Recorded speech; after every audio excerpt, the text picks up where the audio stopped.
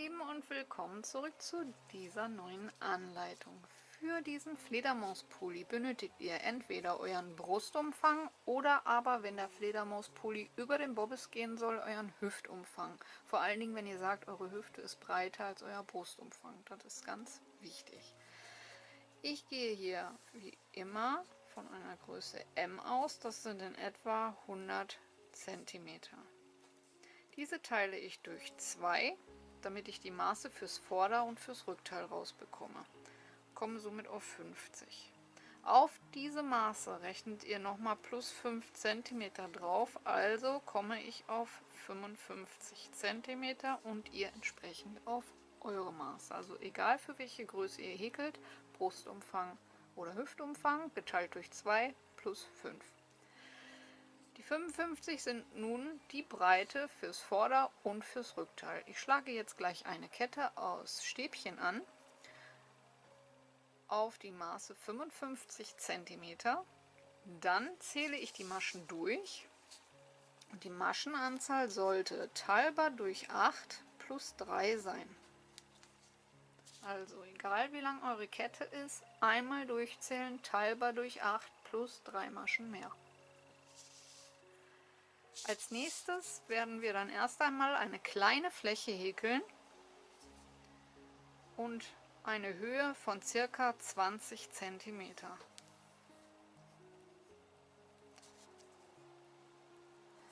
Danach beginnen wir mit den Zunahmen. Hierbei ist wichtig, dass ihr nicht vergesst, umso früher ihr mit den Zunahmen beginnt, umso weiter werden eure Fledermausärmel. Und umso weiter außen landet ihr, was die Ärmel betrifft. Ich persönlich habe für mich entdeckt, dass, wenn ich möchte, dass meine Ärmel ungefähr in der Elle enden oder kurz davor, es kommt ja mal drauf an, wie sich das Muster noch zusammenzieht oder sogar ausdehnt, reicht es, wenn ich bei 20 cm anfange und dann hochhäkle. Also wenn ihr kleinere Fledermausflügel haben wollt und ziemlich weit oben am Arm schon fertig werden möchtet, dann häkelt ein bisschen höher als 20 cm. Wenn ihr allerdings möchtet, dass eure Ärmel sehr weit nach außen gehen, dann fangt die Zunahmen viel früher an. Vielleicht sogar schon ab 10 oder 15 cm. So, ich hoffe, ich habe nichts vergessen und dann würde ich sagen, legen wir mit dem Anfang los. Meinen Fledermauspulli werde ich mit diesen zwei hübschen hier häkeln. Zwei gleiche, da ich ja Vorder- und Rückteil separat häkel. Dies sind zwei vierfädige Bobbel und das Ganze häkel ich auf einer Dreiernadel. Alle Angaben zur Wolle, Nadelstärke und Verbrauch findet ihr wie immer unterm Video in der Infobox, genauso wie die Maschenanzahl teilbar durch sein muss. Los geht's! Ich häkel für meinen Fledermauspullover eine Basisreihe aus Stäbchen.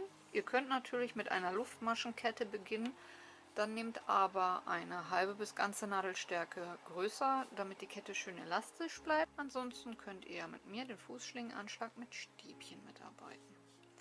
Ich beginne mit 3 Luftmaschen, einen Umschlag und gehe in die erste Masche zurück. Hole den Faden durch, nehme den Daumen und ziehe alle 3 Laschen auf gleiche Höhe. Häkel erstmal eine Schlaufe ab, das ist wichtig, denn das ist der Boden, auf dem euer Stäbchen steht. Und dann haben wir wieder 3 Schlaufen auf der Nadel und die sind für unser Stäbchen. Durch 2 und durch 2. Und somit habt ihr euer erstes Stäbchen gehäkelt. Wenn ihr dann mal so schaut, habt ihr Steigeluftmaschen plus Stäbchen. Danach einen Umschlag, dann hat sich hier eine komplette Masche gebildet, die nehmen wir komplett auf, holen dort den Faden durch, ziehen wieder alle 3 Schlaufen auf gleiche Höhe, das ist wichtig, damit auch die Kette schön elastisch bleibt, häkeln wieder eine Schlaufe ab, auf dem das Stäbchen steht und dann durch 2 und durch 2. Umschlag, nächste gebildete Masche, Faden holen, durchziehen, alle 3 Schlaufen auf gleiche Höhe, durch eine für den Boden, durch 2 und durch 2 für ein Stäbchen. Und so bildet sich dann nach und nach eure Kette, die dann auch noch schön elastisch ist. Und ich häkel diese Kette jetzt bis auf 55 cm. Bis gleich. Nachdem ihr eure Kette angeschlagen habt, in Luftmaschen, feste Maschen, halbe Stäbchen oder so wie ich in Stäbchen, zählt ihr diese einmal durch und diese sollte teilbar durch 8 sein. Wenn wir das haben, kommen wir zur Reihe 1. Wir beginnen mit 3 Steigeluftmaschen für ein Stäbchen. Danach machen wir einen Umschlag und gehen in die erste Masche, häkeln ein Stäbchen. Umschlag, zweite Masche, häkeln ein Stäbchen. So dass wir mit den Steigeluftmaschen zusammen 3 Stäbchen haben. Danach kommen 2 Umschläge, 2 Maschen freilassen und in die dritte stechen wir ein und häkeln danach 2 mal 2 Schlaufen ab. 2 Umschläge, gleiche Einstichstelle, Faden holen, durch 2, Faden holen durch 2, also 2 mal 2. 2 Umschläge, gleiche Einstichstelle, Faden holen durch 2, Faden holen durch 2, also 2 mal durch 2. Jetzt haben wir 3 gemeinsame Doppelstäbchen auf der Nadel, 4 Schlaufen und diese häkeln wir gemeinsam ab. So haben wir 3 gemeinsam abgemaschte Doppelstäbchen. 2 Luftmaschen, gleiche Einstichstelle, 2 Umschläge und wieder 3 gemeinsam abgemaschte Doppelstäbchen. Das erste durch 2 mal 2 Schlaufen, 2 Umschläge, gleiche Einstichstelle, 2 mal 2 Schlaufen, 2 Umschläge, gleiche Einstichstelle, 2 mal 2 Schlaufen. Wieder 4 Schlaufen auf der Nadel und diese gemeinsam abmaschen. Und so haben wir jetzt das zweite Blatt fertig. Und nun kommt das letzte, 2 Luftmaschen, 2 Umschläge, gleiche Einstichstelle, durch 2 mal 2 Schlaufen abhäkeln, 2 Umschläge, gleiche Einstichstelle, 2 mal 2 Schlaufen abhäkeln, 2 Umschläge, gleiche Einstichstelle, 2 mal 2 Schlaufen abhäkeln. 4 auf der Nadel und alle 4 gemeinsam. Danach machen wir einen Umschlag, lassen 2 Maschen frei und häkeln in die nächsten 3 jeweils ein Stäbchen.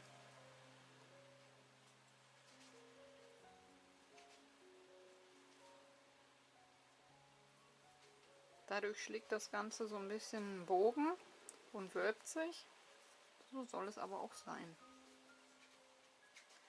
Nach den 3 Stäbchen machen wir wieder 2 Umschläge, lassen 2 Maschen frei und stechen in die dritte ein und häkeln wieder 2 mal 2 Schlaufen ab. 2 Umschläge, gleiche Einstichstelle, 2 mal 2 Schlaufen abhäkeln. 2 Umschläge, gleiche Einstichstelle, 2 mal 2 Schlaufen. 4 auf der Nadel und alle gemeinsam. 2 Luftmaschen für zwischen die Blätter, 2 Umschläge, gleiche Einstichstelle, 2 mal 2 Schlaufen. 2 Umschläge, gleiche Einstichstelle, 2 mal 2 Schlaufen. 2 Umschläge, gleiche Einstichstelle, 2 mal 2 Schlaufen. 4 auf der Nadel und alle 4 gemeinsam. 2 Luftmaschen und nun noch das letzte Blatt. 2 Umschläge, gleiche Einstichstelle, 2 mal 2 Schlaufen. 2 Umschläge, gleiche Einstichstelle, 2 mal 2 Schlaufen. 2 Umschläge, gleiche Einstichstelle, 2 mal 2 Schlaufen. 4 auf der Nadel, alle 4 gemeinsam abmaschen. Einen Umschlag, 2 Maschen freilassen und in die nächsten 3 jeweils ein Stäbchen häkeln.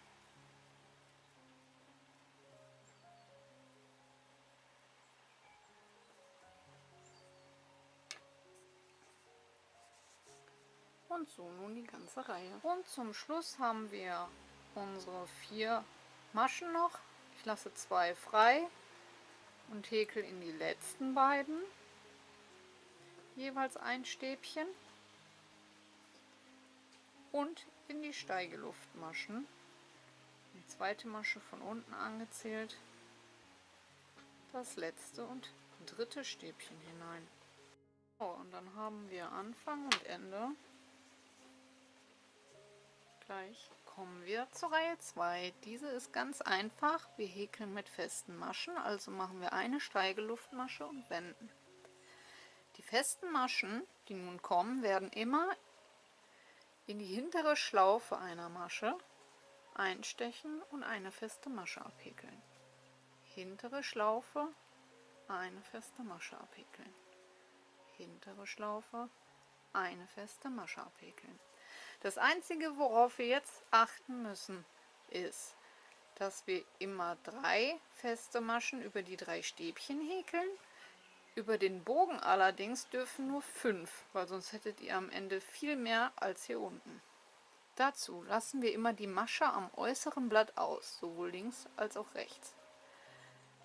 Nachdem ich die 3 festen Maschen am Anfang gehäkelt habe, lasse ich also die 4. Masche, die das erste Blatt ist, aus und gehe direkt in die daneben.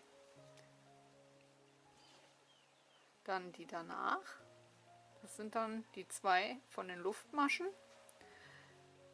Die Masche vom mittleren Blatt nehme ich mit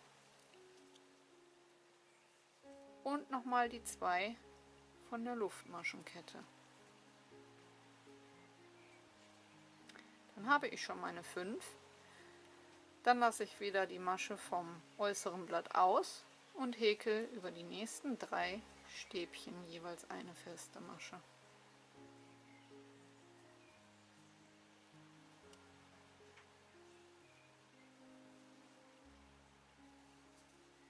Dann kommt wieder unser Fächer.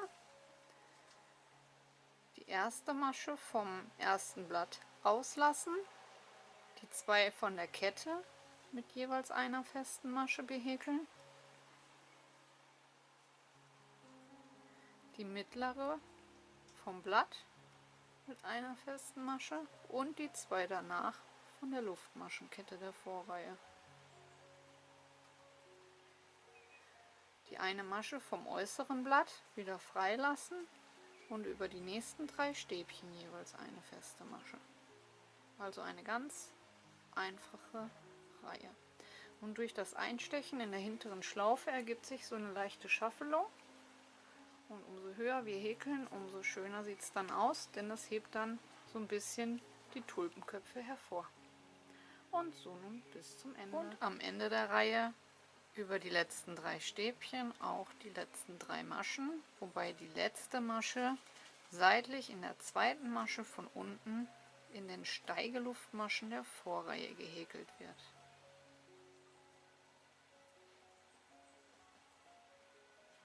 So, das war Reihe 2. Kommen wir zur Reihe 3. Nun müssen wir die Tulpenköpfe verschieben. Dazu beginnen wir mit 3 Steigeluftmaschen und nochmal zusätzlich 2 Maschen, um rüber zu kommen.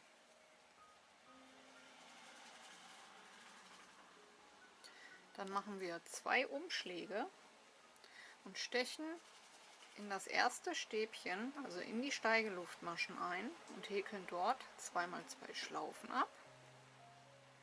2 Umschläge, gleiche Einstichstelle, 2 mal 2 Schlaufen.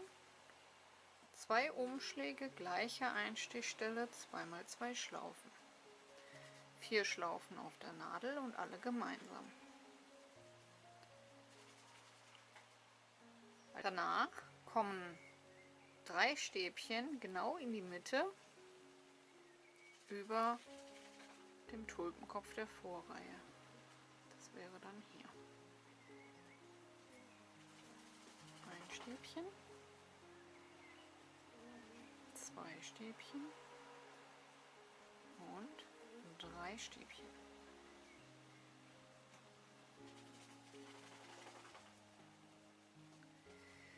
Und nun folgt die nächste Tulpe. 2 Umschläge und ihr könnt euch an den 3 Stäbchen der Vorreihe orientieren in die mittlere Masche.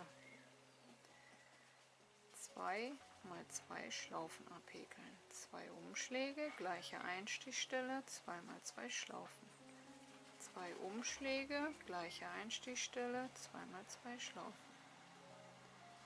4 auf der Nadel und alle gemeinsam.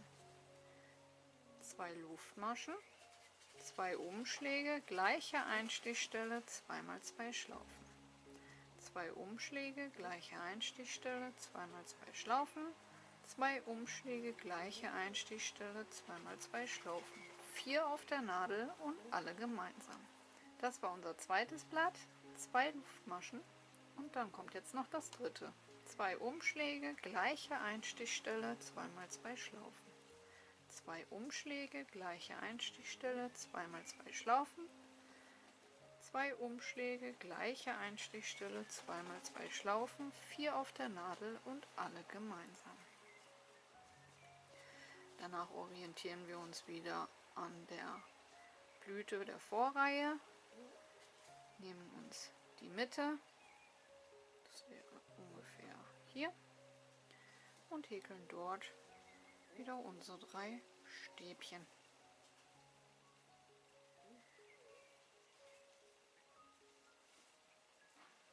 Danach kommt wieder das nächste Tulpenblatt in die mittlere Masche der 3 Stäbchen. Und so nun bis zum Ende. Und am Ende der Reihe, nachdem die 3 Stäbchen gehäkelt worden sind, müssen wir nun wie am Anfang in den Rand erst einmal noch ein Blatt von der Blüte machen, also ein Doppelstäbchen. In die letzte Masche 2 mal 2 Schlaufen, 2 Umschläge, 2 mal 2 Schlaufen, 2 Umschläge, 2 mal 2 Schlaufen, 4 auf der Nadel, alle 4 gemeinsam. Und nun ein Stäbchen in die gleiche Masche als Abschluss häkeln.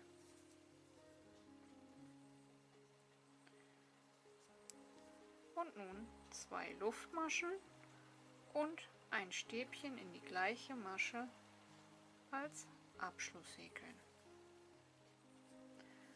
Damit wir auch hier Anfang und Ende gleich haben, kommen wir zur Reihe 4. Diese besteht wieder aus festen Maschen. Ich häkel in die erste,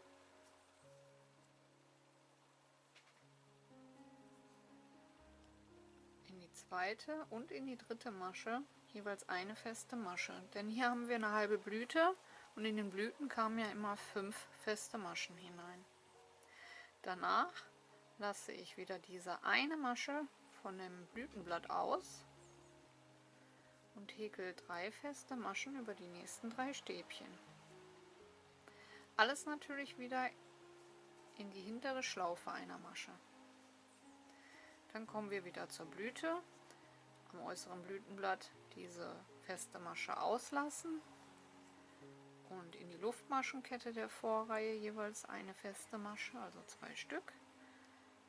Eine feste Masche über das Blütenblatt, das mittlere. Dann in die nächsten 2 Maschen jeweils eine feste Masche. Das sind wieder die Luftmaschen der Vorreihe. Und dann kommen wir wieder zum äußeren Blütenblatt. Diese Masche bleibt frei. Und diesen Rhythmus halten wir jetzt immer ein. 3 feste Maschen, eine Masche auslassen, 5 feste Maschen über die Blüte. Eine Masche dann wieder auslassen. Für das äußere Blütenblatt und wieder 3 feste Maschen über die nächsten 3 Stäbchen. Eine feste Masche wieder auslassen und 5 wieder über das Blütenblatt. Und so bis zum Ende. Und am Ende der Reihe noch 3 feste Maschen. Blüte wieder auslassen und die andere feste Masche dann wieder seitlich in das Stäbchen in die zweite Masche von unten angezählt häkeln. Und dann ist der Abschluss auch schön gerade. Und Anfang wie Ende gleich. Und das, meine Lieben, ist das eigentliche Muster, welches nur aus 4 Reihen besteht. Reihe 5 beginnt jetzt wieder wie Reihe 1 mit 3 Steigeluftmaschen und in die nächsten 2 Maschen jeweils ein Stäbchen.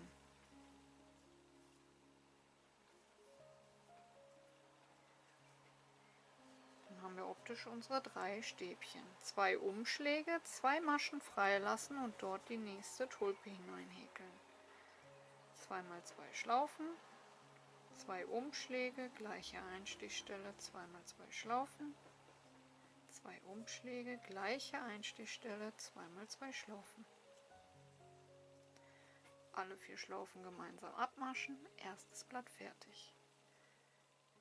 2 Luftmaschen, 2 Umschläge, gleiche Einstichstelle, 2 mal 2 Schlaufen, 2 Umschläge, gleiche Einstichstelle, 2 mal 2 Schlaufen, 2 Umschläge, gleiche Einstichstelle, 2 mal 2 Schlaufen, 4 auf der Nadel und alle 4 gemeinsam, 2 Luftmaschen und noch das letzte Blatt, 2 Umschläge, gleiche Einstichstelle, 2 mal 2 Schlaufen, 2 Umschläge, gleiche Einstichstelle, 2 mal 2 Schlaufen, 2 Umschläge, gleiche Einstichstelle, 2 mal 2 Schlaufen, alle 4 Schlaufen gemeinsam.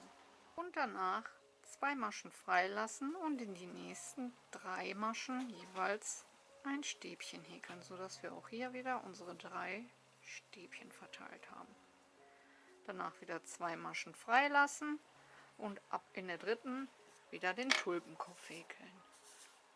Und wie der Rest geht, wisst ihr aus Reihe 1, 2, 3 und 4. Ab hier häkeln wir jetzt erstmal Reihe für Reihe auf ca. 20 cm hoch. Ihr könnt natürlich auch noch höher häkeln, vergesst dabei aber nicht, umso früher ihr die Fledermausärmel, also die Zunahmen beginnt, umso größer werden die Fledermausärmel, umso weiter außen werdet ihr am Arm dann enden. Und braucht dann am Ende nur noch ein Bündchen oder lasst es halt so. Ich werde jetzt auf ca. 20, vielleicht auch 25 cm hochhäkeln. Ich werde mal schauen. Und dann sehen wir uns wieder. Bis gleich. So ihr Lieben, zurück nach 20 cm. 1, 2, 3, 4, 5, 6, 7, 8, 9. Also 18 Reihen, 9 mit den Tulpenköpfen und nochmal 9, denn die letzte ist eine Reihe aus festen Maschen. Werde ich nun die Zunahmen beginnen. Meine Zunahme fällt so aus, dass ich hier jetzt in der nächsten Reihe mit einer halben Tulpe anfangen muss. Wir brauchen jetzt in der nächsten Reihe 4 Zunahmen und in der Reihe danach auch nochmal 4 und haben danach 8 Maschen und somit einen Tulpenkopf mit den 3 Stäbchen wieder neu dazu. Da ich jetzt hier mit einer halben Tulpe beginnen muss, werde ich meine Steigeluftmaschen machen und 2 Blätter hinzu häkeln, weil ich habe einmal die Masche von den Steigeluftmaschen, 2 zum Rüberkommen plus die vom Blättchen und habe somit meine 4.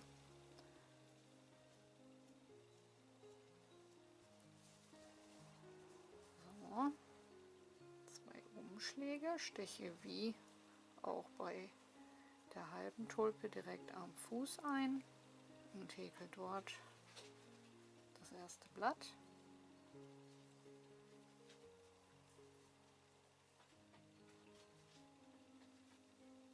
So, dann mache ich 2 Luftmaschen und nochmal ein Blatt in die gleiche Einstichstelle.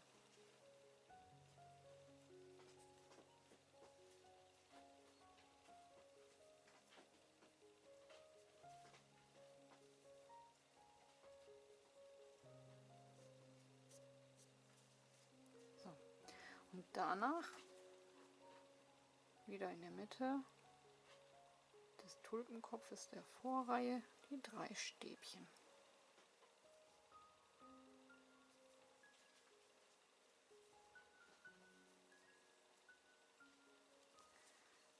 So, und dann haben wir hier unsere ersten 4 Maschen als Zunahme gemacht. Nun einmal rüber häkeln und dann kommen wir auf der anderen Seite zu den Zunahmen.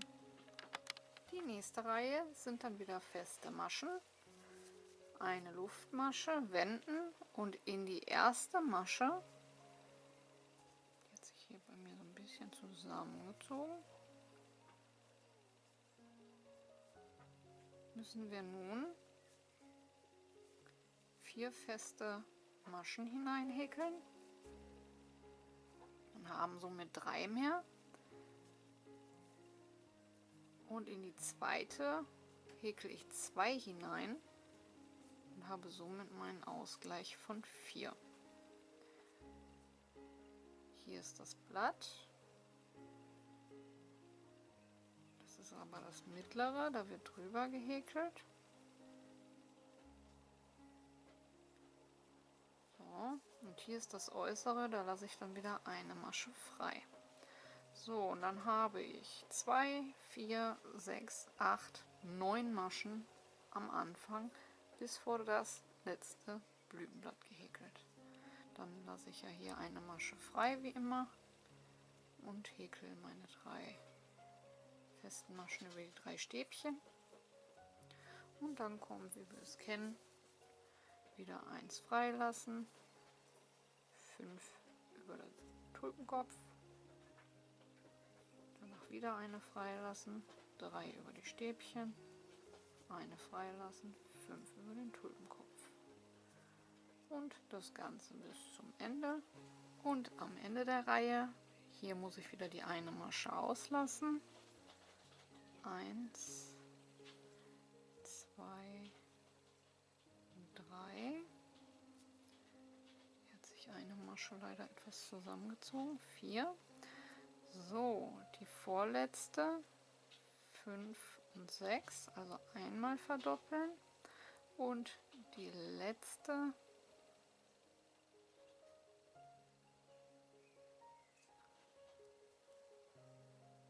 7,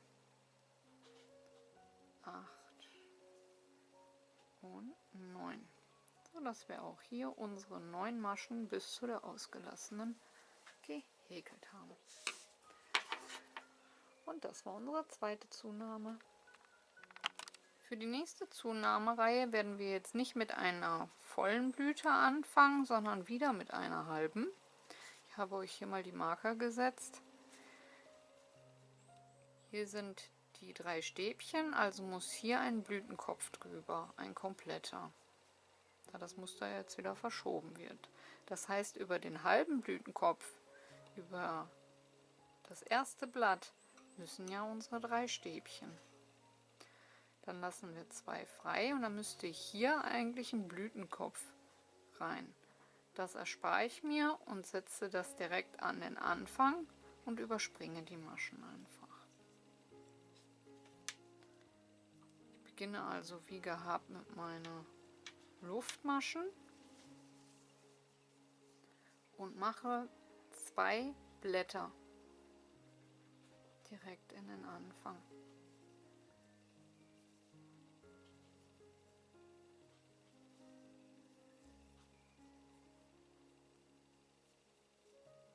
Zwei Luftmaschen und nochmal ein zweites Blatt.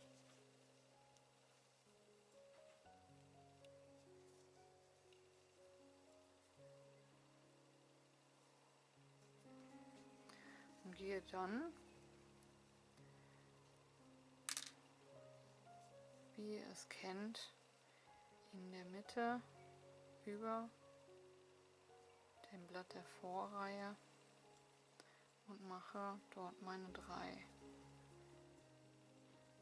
Stäbchen. Dann haben wir, wie ihr seht, hier auch unsere, Moment, ich lege das mal hin, auch die nächste Zunahme. Und so würde sich das dann hochziehen.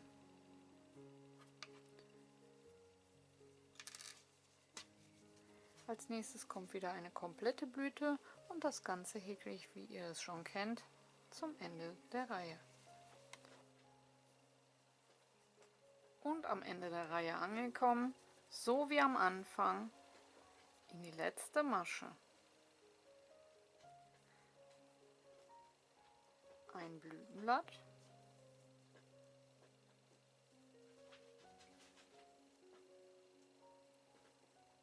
zwei Luftmaschen, gleiche Einstichstelle, ein zweites Blatt,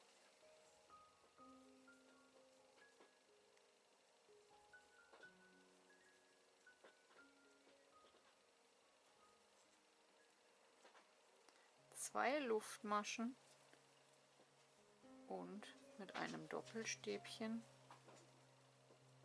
die Runde in der gleichen Masche beenden.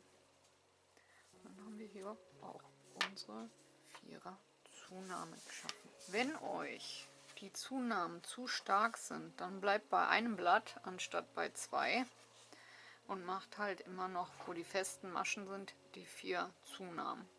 Bleibt dann bei einem Blatt und geht dann weiter hoch. Wenn ihr allerdings so wie ich halt die längeren Ärmel haben wollt, dann bleibt bei den stärkeren Zunahmen. Als nächstes ist wichtig, wenn ihr Reihe für Reihe weiter so hoch häkelt, dass ihr nicht verpasst, ab dem Punkt aufzuhören, wo ihr eure Körperlänge erreicht habt. Messt dabei von der Schulter herab, wie lang euer Fledermauspulli werden soll und macht dann Ende. Wenn ich dann soweit bin, sehen wir uns wieder. Bis gleich. Zurück. So sehen beide Teile fertig aus. Und als nächstes klappt ihr von Arm zu Arm beide Teile zusammen und markiert euch die Mitte. Wenn ihr als Beispiel einen 30 cm breiten Halsausschnitt haben wollt, geht ihr dann von der Mitte aus 15 cm nach links und 15 cm nach rechts. Ich habe das Ganze zusammengeklappt und bin 4 Tulpenköpfe nach rechts und 4 Tulpenköpfe nach links und habe genau in der Mitte die Marker gesetzt und habe somit 27,5 cm in etwa. Und das machen wir auf beiden Teilen. Und dann können wir das Ganze nun vernähen. Von außen zum Marker, von außen zum Marker und dann einmal von hier unten hoch bis zu den Zunahmen. Dann ziehe ich das Ganze einmal an und schaue, ob die Ärmelaussparung mir nicht zu weit ist. Falls sie zu weit ist, schließe ich dann dementsprechend noch ein Stückchen mehr. Und dann kommen wir nun zum Vernähen. Zum Vernähen nehme ich mir den Faden doppelt und mache mir unten ein Knötchen hinein. Dann kann ich das Ganze besser an den Seiten fixieren. Ziehe den Faden durch und kann diesen dann am Knötchen auch so durchziehen. Und nun vernähen wir mit dem Couchstich oder auch Matratzenstich genannt. Dazu gehe ich am hinteren Häkelstück circa einen halben Zentimeter von der einen zur anderen Seite, lege den Faden über und gehe dann in Höhe des Fadens am vorderen Häkelstück einen halben Zentimeter von der einen zur anderen Seite. Faden wieder überlegen, in Höhe des Fadens einen halben Zentimeter zur Seite einstechen, Faden wieder überlegen und in Höhe des Fadens am vorderen Häkelstück einen halben Zentimeter zur Seite einstechen. Den Faden überlegen könnt ihr machen, müsst ihr nicht. Ist halt nur, dass ihr euch daran orientieren könnt, wo ihr einstechen müsst. Ich persönlich mache es zum Beispiel nicht mehr, sondern lasse den Faden so wie er kommt. Achte halt nur darauf, wo kommt er raus und steche dann dort ein und vernähe einen halben Zentimeter. So, das Ganze dann schön locker lassen, ja, also nicht zu straff zuziehen. Und dann haben wir hier jetzt die Außenseite, wo wir auch die geschaffelte Naht haben. Also ich lege quasi Außenseite auf Außenseite, da müsst ihr auch drauf achten. Und habe dann eine schöne